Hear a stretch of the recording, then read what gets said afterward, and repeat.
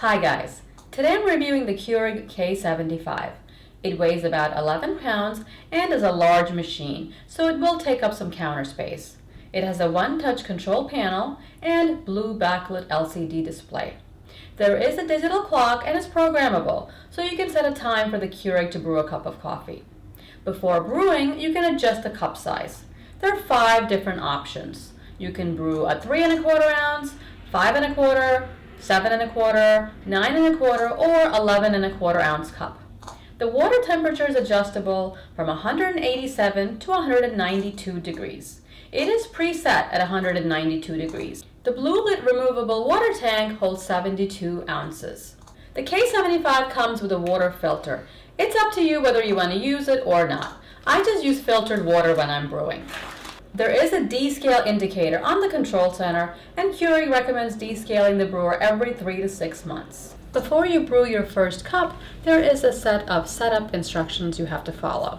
The water reservoir is removable. You'll take the cover off, rinse this out, and fill it with clean water.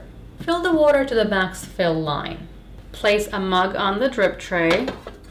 I've already turned on the power switch, which is in the back of the machine. After you turn the machine on, wait about 4 minutes and the screen will say ready to brew. Lift the handle, lower it, press the brew button.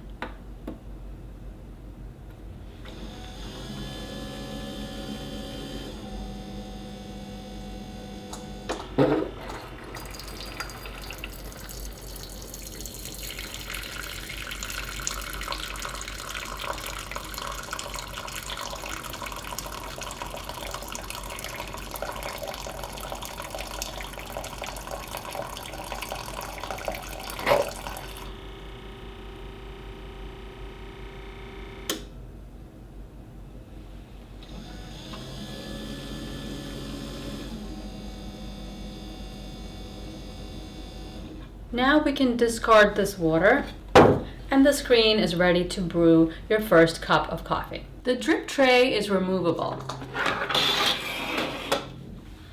so you can fit a tall travel mug like this one. And I like the size of this brewing area because I can fit my enormous orange mug under here. This unit came with 12 free K-cups.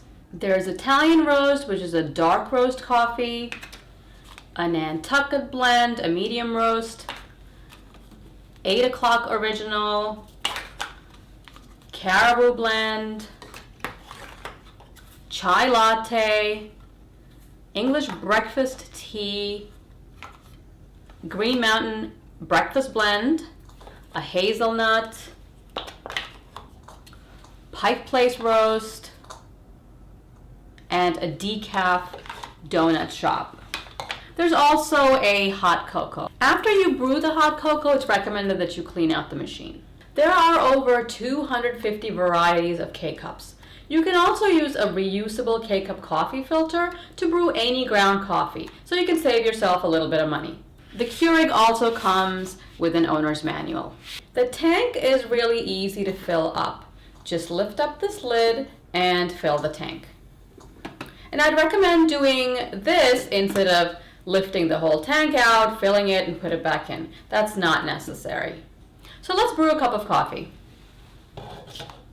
The machine is already turned on, and the control center does say ready to brew. We have our mug on the drip tray plate. Lift the handle and place your K-cup in the holder. Remember that the strength of the coffee may vary with the size of your cup. If you like very strong coffee, use darker roast or extra bold K-cups. The default brew size is 7 1/4 ounces. You can change the size of your brew by pressing the left button for a smaller size and the right button for a larger size. After you've chosen the size, you can press the brew button. I'm going to brew the largest size, so I'm using the extra bold K-cup. Close the lid. The default mug size is flashing. That's the 7 1/4 ounces. I'm going to press the button on the right twice, and it'll choose the largest cup size. The brew button is flashing, so it's ready to brew. Now it says brewing.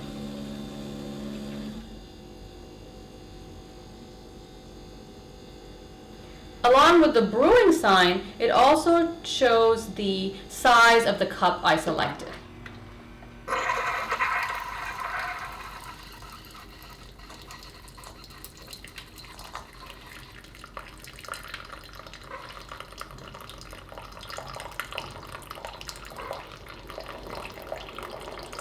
It smells amazing.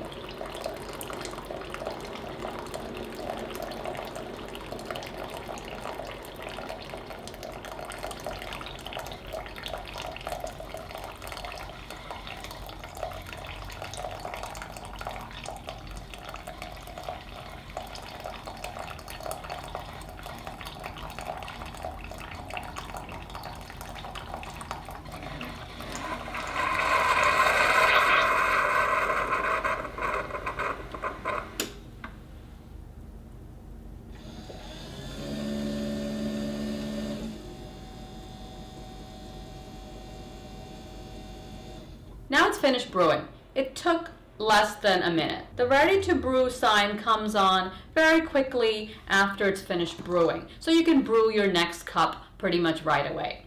It could take up to 15 seconds between brews for the ready to brew sign to be displayed. I'm gonna taste my coffee. It is super hot.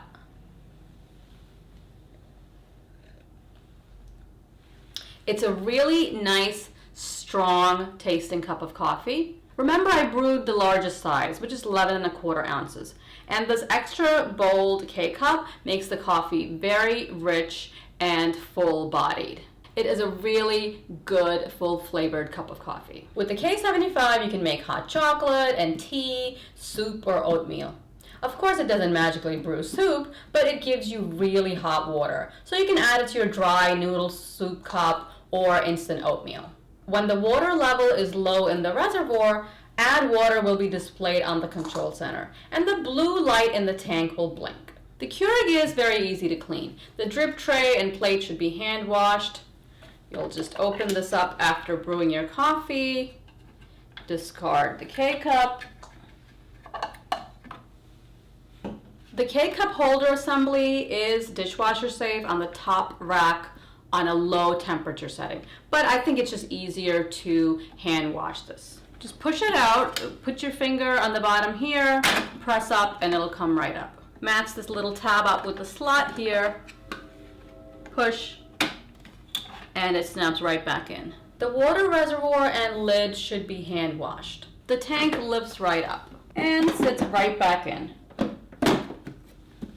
After washing, make sure you don't dry the inside of the tank with a cloth because you don't want any lint to be left inside here. I would just recommend using a paper towel or something that's lint-free. The Keurig is not exactly environmentally friendly.